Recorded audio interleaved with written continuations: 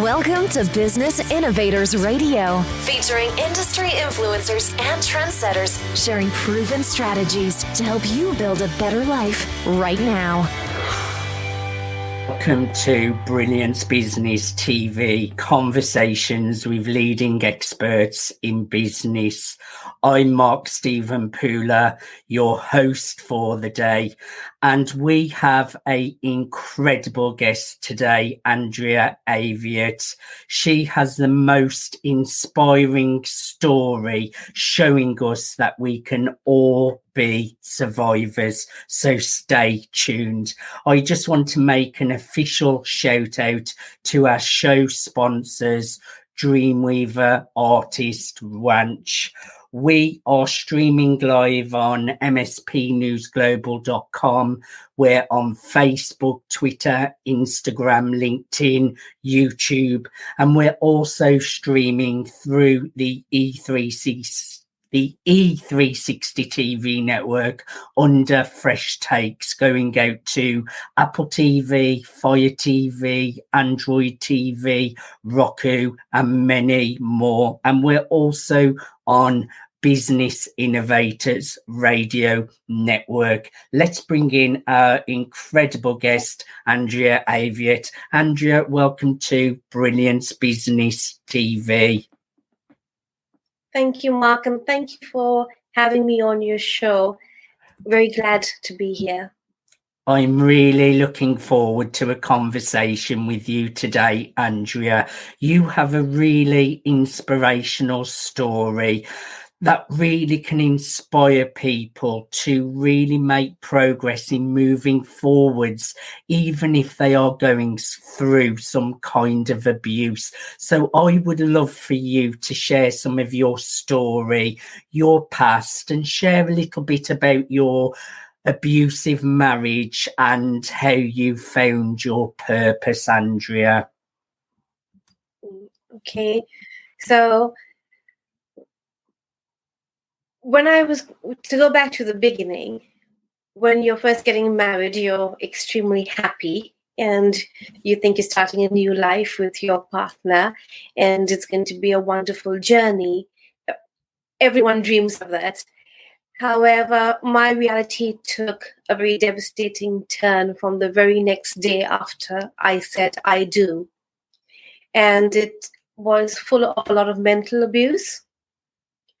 So there were parts like where I was criticized. Nothing I could do was right. Everything I did was wrong. No matter how much I kept trying to change my ways, it still didn't matter because it was not actually me. It was the situation, Yes. But I couldn't see it at that time. So I was doing everything to please my husband, please the family, and it didn't work out. So it was a very horrific journey. There was a lot of mental and emotional abuse, which is even worse than physical abuse, because with physical, you see the scars, whereas with this, you never really know what's happening. It's all a mind game. Everything is psychological. And sometimes when you reach that stage, you even start to question whether you're wrong or you're losing your mind. So it's a very fine line. It's a very difficult situation to be in. And parts of my journey was going through starvation during pregnancy, nearly losing my first child because of a lot of things which was going on wrong. Me nearly losing my life several times, especially during pregnancy also, because my then husband did not want to call for an ambulance, thought I was faking it. And I remember being cold, remember being hungry. You don't think you're going to be that in UK, but yes, I was. Been through a lot of starvation, didn't have warm clothes, didn't have shoes. The slipper which I had was stuck by glue together to hold together. So it was quite a traumatic state to be in. And it was coming from a rich family right down into what I call 21st century slavery in Britain, because that's how I felt completely. It was like literally as if you were in some kind of nightmare which didn't seem real. And the way I got out of it was because of my children, who were my inspiration. And I remember crying and praying to God and asking God for strength. And I had that moment during this trauma where God gave me like inspiration. And I was thinking, do I want my children to lead the life which I'm leading now, not have anything, go through all this misery? Or do I want them to lead a life like how I was brought up and have options, have a good life? I didn't want them to see that this is how life is supposed to be. I didn't want them thinking this is how a marriage should be and this is what their future is going to be. I wanted a better life for them. And that's where I found my strength for my little ones. Andrea, that is such a powerful story, and thank you for sharing some of your vulnerabilities there. A few things you touched on. I know a lot about narcissistic relationships, abusive relationships, and like you mentioned, sometimes mental abuse is a lot worse than physical. I'm not saying it is worse than physical, because that is awful too, but mental abuse is really, really damaging. And like you mentioned, you do question your own reality, you question yourself, and you feel that you are the problem. Because another big word I picked up on there was games. It's all a mind game, which is very, very common with abusive relationships. You question your own reality because of all the gaslighting. It's all mental mind games. I really, really admire you for sharing your story. So I know you're big on anyone can become a survivor. It can be done. Share some wisdom there for us, Andrea. Okay. When I think back to my own situation, I speak because I know what I've been through. Yes. And that's why I feel I can relate to others in this situation, because it's not as if I've got a degree and I'm speaking about it. It's real life experience, what I've overcome. And I feel that no matter how bad your situation is or how awful you think it is, you can still go through it. All you need is to believe, Yes. to start loving yourself how you would before you were in this situation. Think back to who you were. Think back to what you want to be in life, and think back to the dreams which you had. Yes. And I know sometimes, everyone wants to be loved, and everyone sometimes longs for that love. But the most important love is self-love. Because when you start thinking that you need somebody else, that person gains power over you. Yes. And the other thing also, which I realized, is that the more you keep silent, the more you become a victim. But when you come right out and you say, this is what's happening, and that's a very hard thing to do. I know from experience, because you feel ashamed, you feel scared, family turned against you. My family turned against me. So it's a very difficult thing to do. And there's a lot of shame and stigma which goes around it. But once you do it, then you will see that there's so much strength in doing it, because your oppressor gets a shock to their system, because all this time they've had the power over you. They're doing these things to you. But once you turn around and you tell the whole world that this is what's happening, it's as if you're taking the power back. Yes. And there's so many people, Mark, who I've been speaking to, and I'm surprised because either they know someone who's abused, or their mother's been abused, or their father's been abused, or they've experienced it. And there's so much of it out there. And when you speak about it, it frees you. You know, it gives you strength from coming together. And there's a bond which gets formed. I love your way you explain there, because it's so true that when you're going through any kind of mental abuse, any kind of abuse, you do lose your self-worth, you lose yourself. And that's exactly where abusers want you. They want you to depend on them. They want you to rely on them.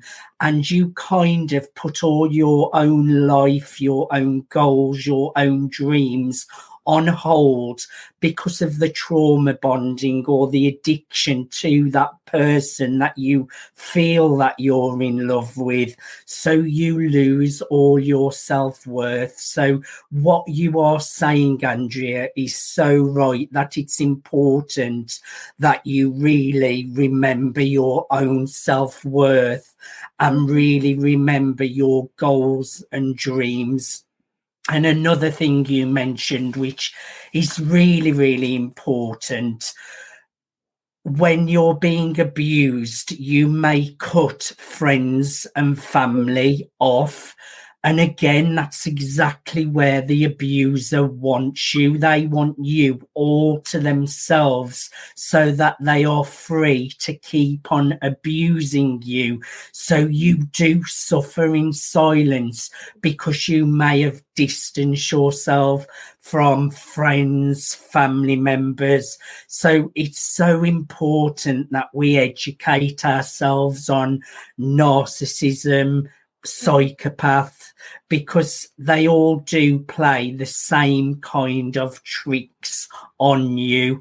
It's like they all do the same manipulation tactics. It's so important you educate yourself and love yourself and know your self-worth. Don't ever lose that, and never suffer in silence. Speak out to a friend, a family member, a mentor, a teacher, someone that you can trust. Try not to cut yourself off from people. Andrea, how has life changed for you now? It's fantastic compared to where it was. And I remember when I was pregnant, I remember this, still makes me tear up until today, to be honest. I remember with the first child which I was carrying, and I was absolutely cold and hungry, walking on the high street and looking at the shops and thinking, you know, that was another lifetime. When will my life change again, where I can look decent and not downtrodden and like a pauper? And when will I be able to, you know, at least have a decent pair of shoes and coat? And down the years, as things have progressed, I would not have thought at that moment that I would be here today. It's been a fantastic journey. I wouldn't change anything I've been through, as crazy as that sounds, because it's made me the person who I am today. Yes, I agree. And there was a time when I had no money to buy my kids anything. And today I can buy them, you know, a lot of things. I've been able to speak to so many women and help them. And it's a blessing. Everything has turned around. The kids are happy. I'm happy. And these are things which are priceless. And when you help a stranger who reaches out to you and then looks for you to comfort, and a thing like a hug, and just hearing someone's problems and them saying, because you've done it, we know we can do it. It makes so much of a difference. I cannot even put it into words. And I feel blessed. You truly are a survivor, Andrea, and the fact that you're speaking up and using your voice to serve others is so inspirational. We're just going to go to a commercial break, Andrea, so please stay where you are. Thank you everyone for joining us for part 1 of Brilliance Business TV. We're in conversation with Andrea Aviet. She has shared her personal journey of an abusive marriage. She has shared some of the signs to look out for and what abuse feels like. And we're going to go into a lot more detail after the commercial break. Please stay tuned.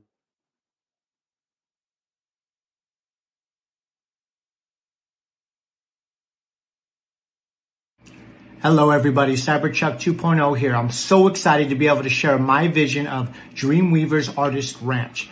They say you can't choose your family.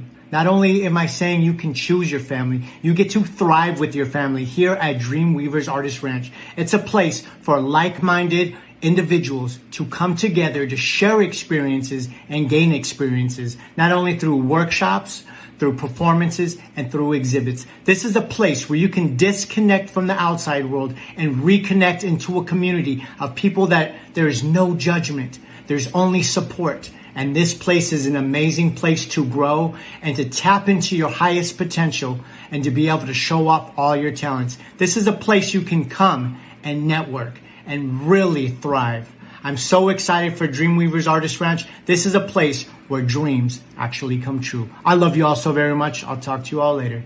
Peace.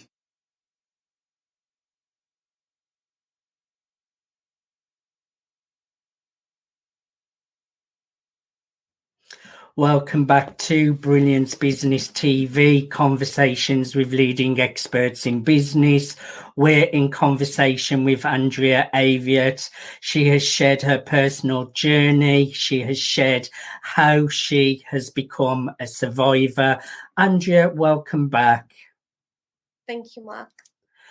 So, Andrea, what was the turning point for you? How long did it take you to heal? Because from my own personal experience, I know it took me around 12 months or even longer to heal. And what 3 top tips would you have for anyone struggling with abuse to help them move into a more positive future?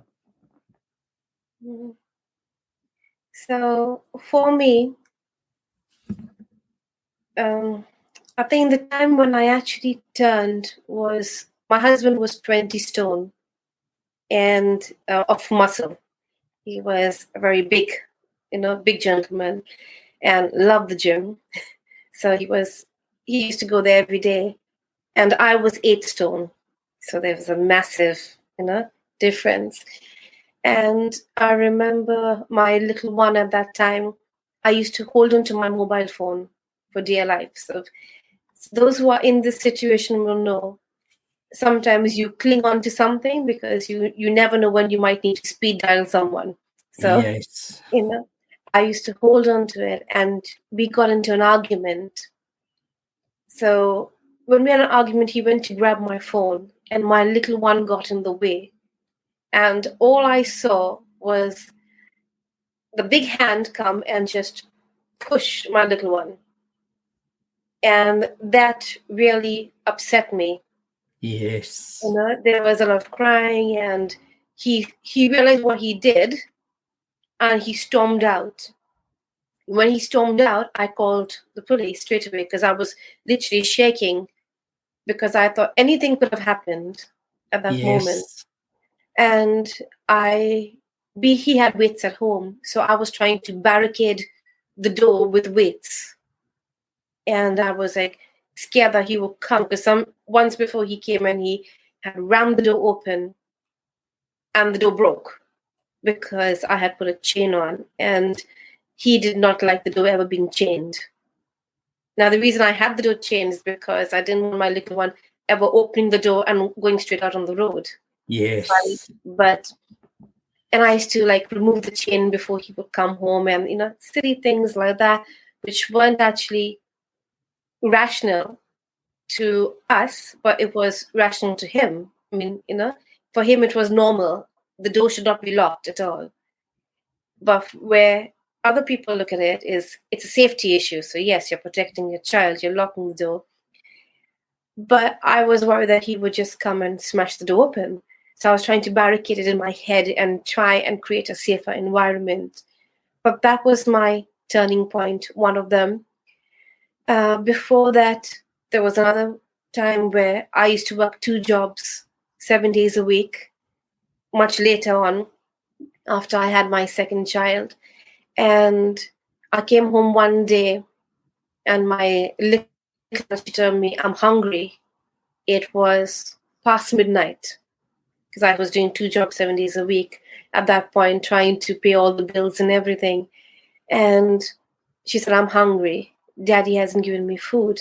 And I was surprised because when I would come home at that moment, I would cook early parts of the morning and make sure everything was ready, all in the fridge. So all he had to do was microwave and give it to her. And I saw a burnt toast, piece of toast, which looked black like coal. And she said, Daddy told me if I don't eat that, I need to go to bed. So she was waiting for me. And when I came to kiss her goodnight, she held on to my outfit, my dress which I was wearing. And she said, Mommy, I'm hungry. So these 2 things stood out to me. And when things are happening to you, it's very different. When things start happening to your children, you feel it more. Yes. So this was my turning point. And my tips for others would be, it's very important to know who you are. I always say it, go back to who you were before. Yes. Speak out, even if it's to your GP, because I didn't have family to help me. My family turned against me. Yes. And that's very common. So reach out even to a stranger who may be an authority like a GP, because they can't discuss, but they can point you in the right direction.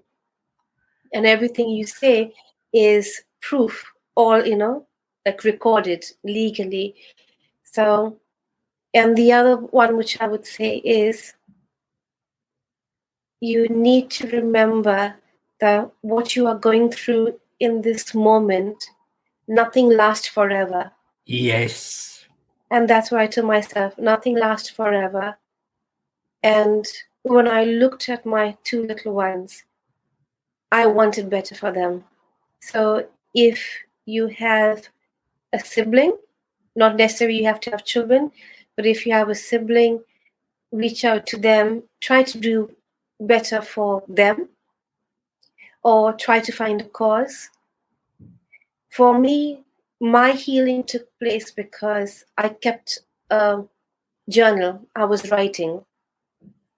And that was actually healing me because I was writing down all my pain, all my sorrow, everything which was happening. I was writing it down. Great tips. Mm-hmm. And my mother, who was alive at that moment, told me, don't you dare publish this, because I told her I was writing. And she said, I do not want people laughing at us or laughing at the family. And she was Catholic. So she was like, Catholics, our marriages don't break. So then you have the religion thing coming into it. And she was like, don't do it. But writing does help. I did publish my book after my mom passed. So I We're kept. going to talk about that in a minute, Andrea. Actually, you have shared some great value that will really, really support people really to move forwards. And it's really important we educate ourselves on these kind of topics, and there is stigma attached to these kind of topics as well. I want to touch on something. Actually, you're making your story into a movie. Tell us a little bit about that, Andrea. Yes, it's been a dream of mine for years, and that has been very important to me. So I'm going to be playing my own part. That's very brave. Yes. And the reason for that is because I feel, yes, an actress would do a fantastic job because that's their profession. But for me, it's all about reaching out to survivors. And I want, when a survivor sees, for them to know that although it's going to be traumatic for me to put myself back into that situation, but at the same time, you will know that it is me. That is my story. I went through it. I'm not an actress. Beautiful. But there is strength and there is power in showing people that this is what happened and this is what I am today now. So we can all overcome. And the purpose of making it into a movie is to free others. That's the whole purpose. Free others. Brilliant. So, Andrea, you will have to come back on the show as well when the movie is launching. I'd love to do another interview you when the movie launches. Congratulations on the success of putting a movie together and making progress there. Tell us about White Sorrow, because I know you have a book as well, Andrea. Yes. So White Sorrow is a narration and all my feelings. It's got pictures of the original house and how it was left. It's everything got to do with the marriage and, coming out of it. So the title itself, White Sorrow, has a double meaning to it. White sorrow, meaning at the beginning, is where you're happy, you're a new bride, you found love, it's a new life and a new beginning. And it's all about purity, celebration. At the end, it's about freedom. It's a white flag. And it's freedom for those who've, been through this. And you're walking into a new life and a new beginning. And it's like a tunnel, and you've gone from one side to another side. This book could help so many people out there. I encourage you to go out and get a copy of White Sorrow. It's available on Amazon. That's White Sorrow on Amazon.